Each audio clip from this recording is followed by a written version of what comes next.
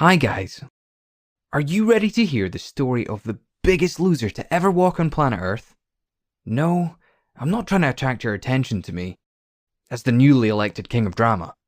I'm just reflecting a little. That's what I think.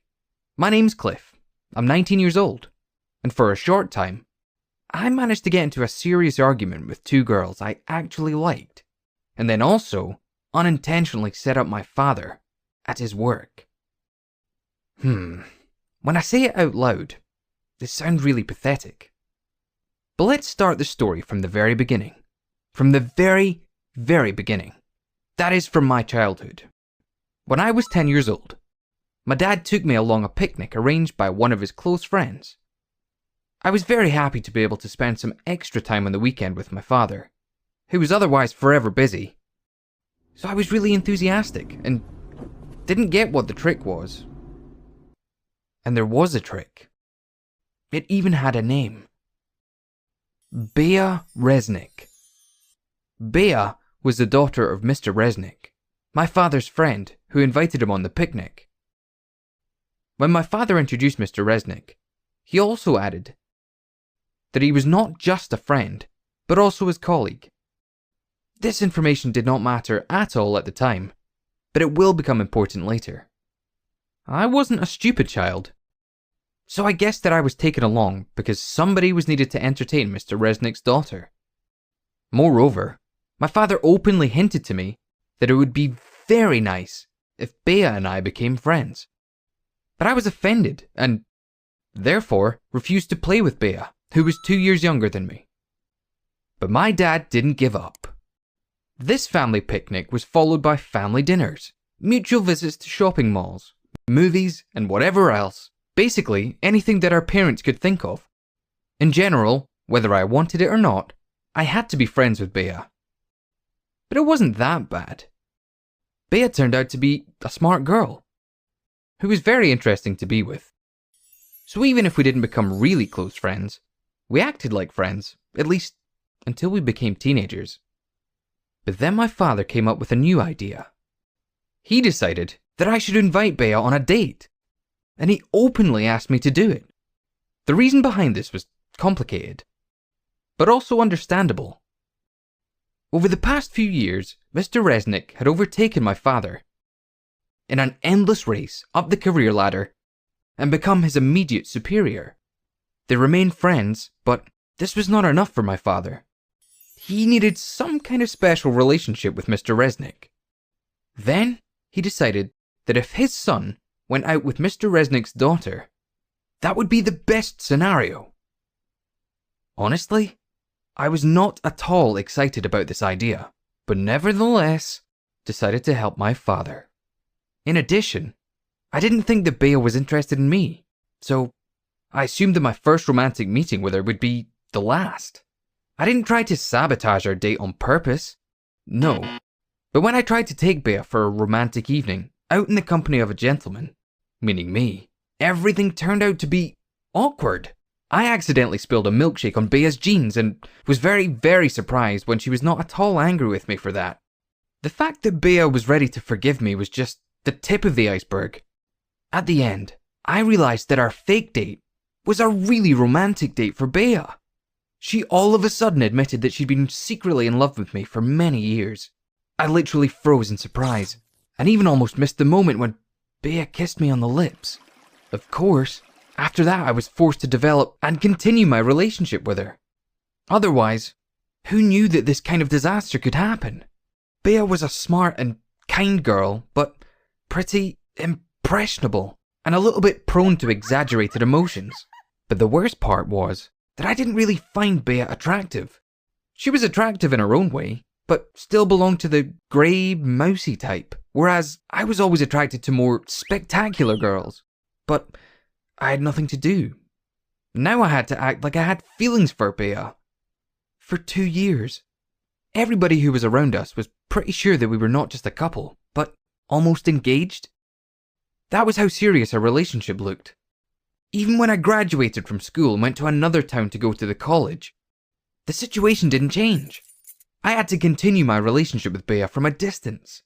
I was afraid that she'd miss me too much, and that she would feel lonely and annoy me with her calls. So I asked my friend Wes to keep an eye on Bea and to look after her in case she needed anything. Wes was a good guy, but not very smart, and he came from a poor family. He had no chance of getting a scholarship, nor would he ever have had the opportunity to pay for college, so he stayed in our hometown and got a job as a loader in a warehouse for a nearby supermarket. Some time passed, and suddenly, I met a girl named Heather. Heather went to the same college as I did, and yes, she looked like exactly the type of girl that I liked.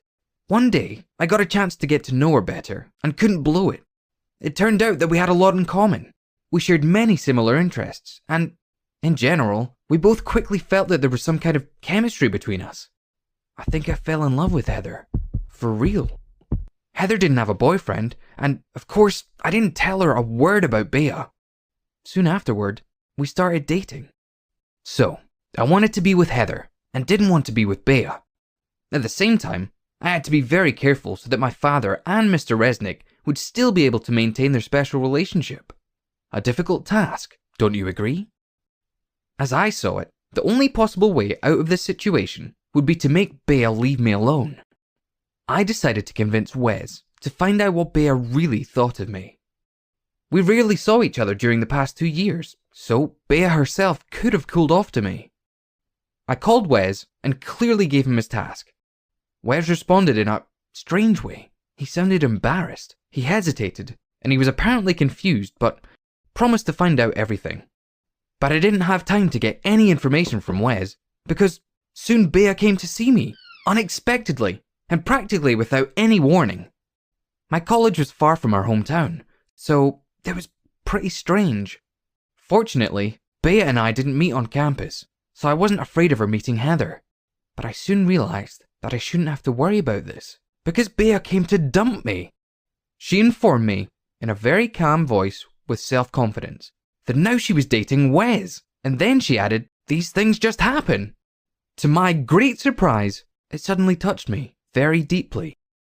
Yes, yesterday I wanted Bea to leave me, but now that she'd done it all of a sudden, and it wasn't my decision, was I hurt? This time, Bea looked different somehow, as if she, secretly from me, turned into an adult and a self-confident girl, which, in fact, I liked. Besides, I couldn't believe that Bea preferred Wes over me. I always considered Wes a loser, and didn't really take him seriously as my friend, but Bea didn't know that. How could she switch to my friend behind my back? And to Wes, to this loser? I was absolutely sure that I was better than him in every aspect. So in less than a few weeks, I had to admit to myself, I probably still loved Bea. But I also had no doubt about my feelings for Heather. It turned out that I really felt happy when I had 2 girls, and I had to do something about it. Then everything developed quite rapidly. I asked Bea to come to my campus again, and she agreed. But only in order to get a closer look at the campus, because soon she had to decide on a college for herself. After a tour of the campus, I took Bea to a nearby cafe. Bea, who unexpectedly became inaccessible to me, was so close that it made my blood boil. After all, I'd gotten so used to seeing this girl next to me for most of my life. I confessed to Bea that I wanted her back. Bea just calmly and negatively shook her head.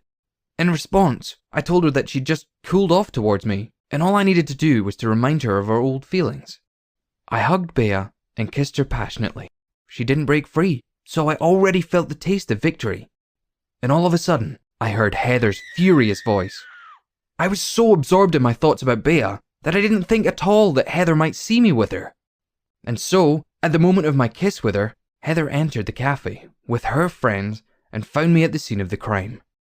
I don't think I need to go into detail about the subsequent, awkward scene between Bea, Heather, and I. Suffice to say that I have never felt so humiliated. In an incredible way, Bea and Heather immediately reached a mutual understanding and directed their anger not at each other, but towards me. Of course, each of them was right in her own way, but still it was painful. Heather yelled at me, Bea screamed at me, and when they realized that I was seeing both of them at the same time, Bea poured her coffee with cream over my head, Fortunately, it had had time to cool down while the girls were yelling. But this is not the end. When Bea returned to her hometown, she complained to Mr. Resnick about everything that happened to her. He, of course, felt that my relationship with Bea was staged from the very beginning for the sake of my father's career.